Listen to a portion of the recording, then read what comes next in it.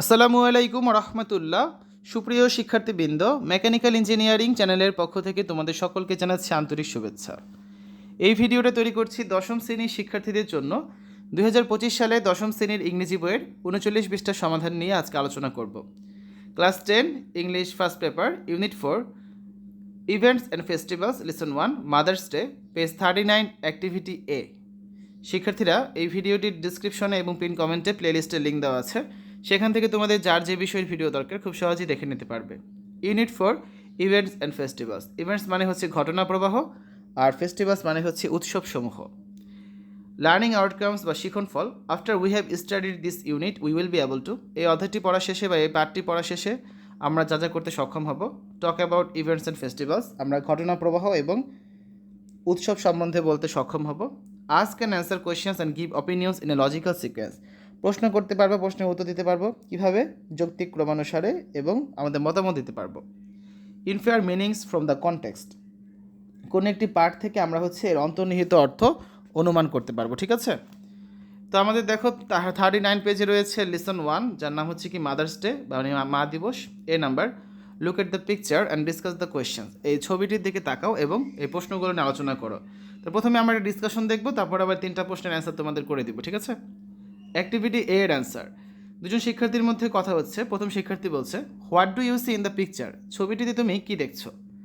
দ্বিতীয় শিক্ষার্থী বলছে, in the picture I see a woman holding a child on her flung, ছবিটিতে আমি বাচ্চা কোলে একজন মহিলাকে দেখছি। তো প্রথম শিক্ষার্থী বলছে, ইউ আর রাইট, তুমি ঠিক বলেছ। দ্বিতীয় শিক্ষার্থী বলছে, can you guess why she is holding the child on her flung, তুমি কি অনুমান করতে পারো তিনি কেন বাচ্চাটিকে কোলে নিয়েছেন। তো প্রথম শিক্ষার্থী বলছে, I think the child is her offspring, আমার মনে হয় বাচ্চাটি তার সন্তান। She is holding the child on her flung to post for a photograph, তিনি ছবি তোলার জন্য বাচ্চাটিকে তার কোলে নিয়েছেন। তখন দ্বিতীয় শিক্ষার্থী বলছে, মেবি ইউ আর রাইট, তুমি ঠিক বলেছো হয়তো বা, but I think like any other mother she loves her child very much, কিন্তু আমার মনে হয় অন্য মায়েদের মতো তিনিও তার সন্তানের প্রতি খুবই স্নেহপরায়ণ।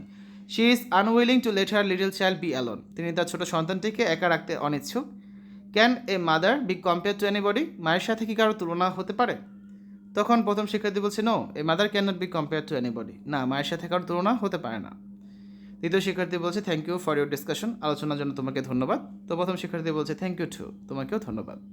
এবার প্রশ্নগুলো অ্যান্সার দেখি আমরা। ফার্স্ট কোয়েশ্চেন যেটা ছিল, what do you think the woman is to the child, তুমি কি মনে করো ওই মহিলাটি বাচ্চাটির কে হন। I think the woman is the child's mother, আমি মনে করি মহিলাটি বাচ্চাটির মা।